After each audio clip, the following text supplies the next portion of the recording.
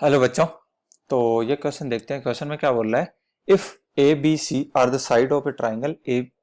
If क्या बोल रहा है, ए बी सी आपको दे बता रखा है, साइड्स हैं किसकी, कोई ट्राइंगल है ए बी सी सच दैट, और जो ए बी सी है ना, इस क्वाड्रेटिक इक्वेशन में क्या दे रखा है, x square minus two times a plus B plus c plus x three lambda, कुछ कॉम्प्लेक्स का दे रखा है as real roots and then. तो ऑप्शन भी आपको दे रखे हैं, तो आपको लेमडा की जो है ना वो रेंज बतानी है इसमें आपको, इसकी सच दैट ये जो गिवन क्वाड्रेटिक इक्वेशन है उसके जो रियल रूट्स होने चाहिए। और इस इक्वेशन में ये जो साइड्स है इनका कुछ जोड़ घटा के कुछ भी कर रखा है इन्होंने, तो अपन देखते हैं कैसे करना रहता है। पहली बात तो, अगर आपको पता है क्वाड्रेटिक इक्वेशन का रियल रूट है तो क्या होना चाहिए, पहली बात तो डी जो है greater than equal to zero होना चाहिए, पहली बात तो ये।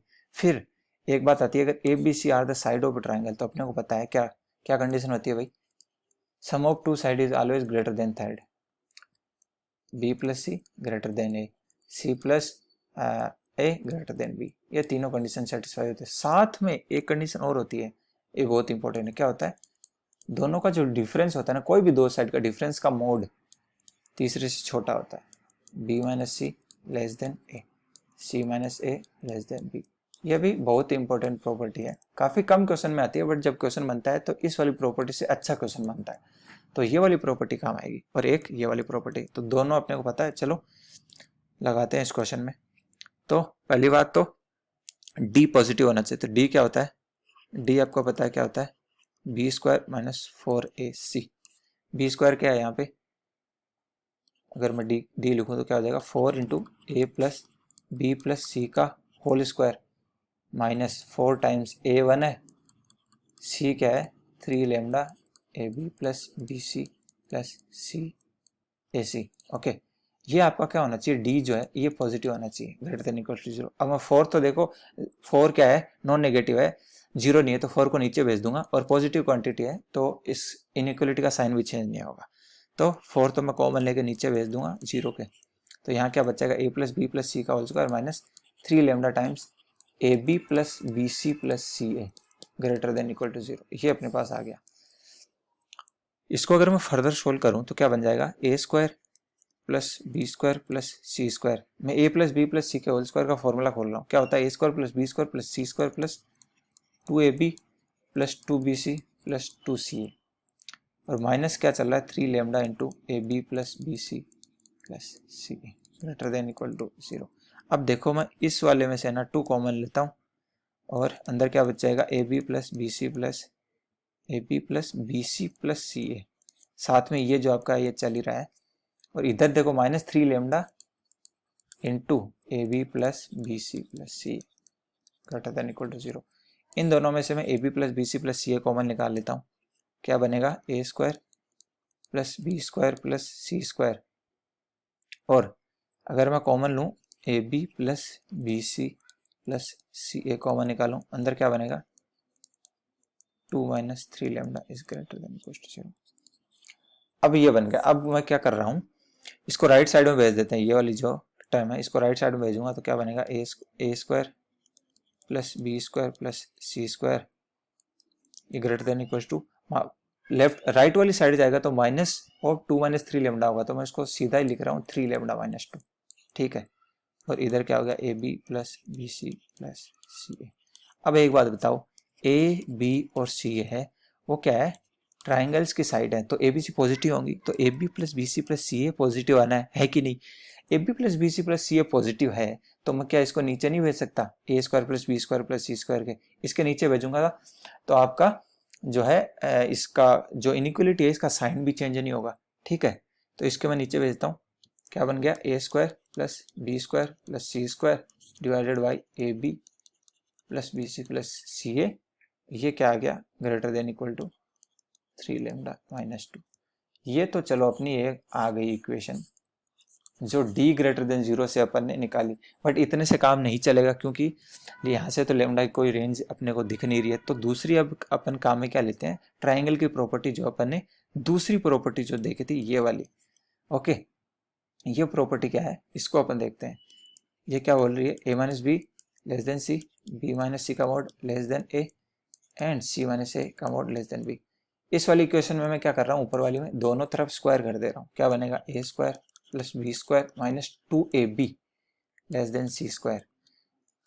नीचे वाली में करो सेम सेम ही करना है, कुछ इसमें कुछ डिफरेंट नहीं है। 2bc लेस देन ए स्क्वायर।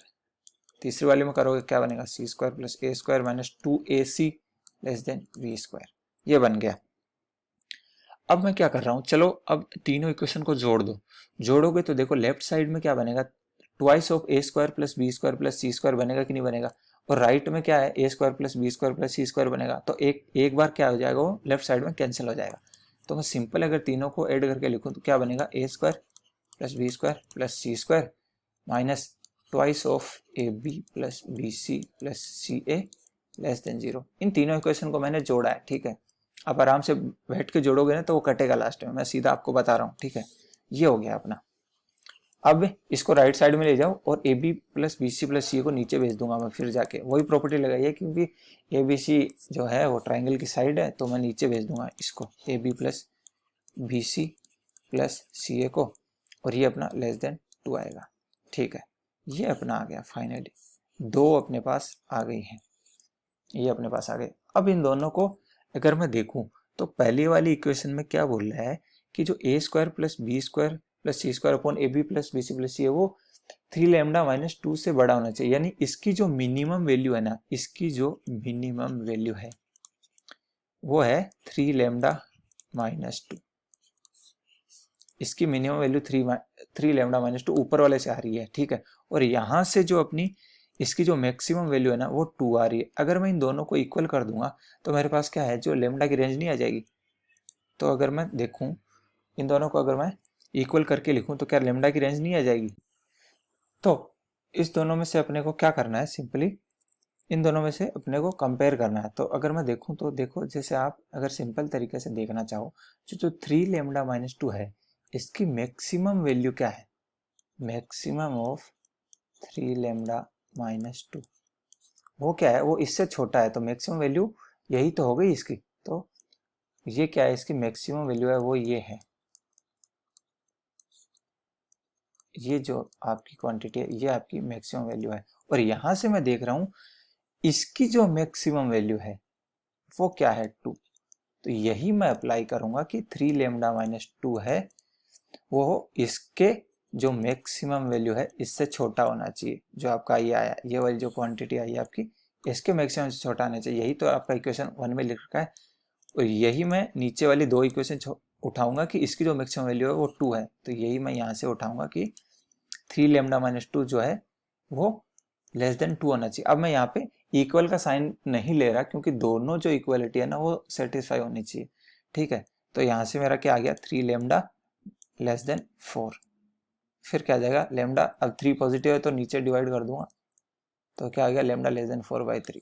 ये फाइनली अपना आंसर जो है निकल के आ गया। कौन सा ऑप्शन करेक्ट हो गया, lambda less than 4/3, first option is are correct. I hope ये आपको बात समझ में आई होगी।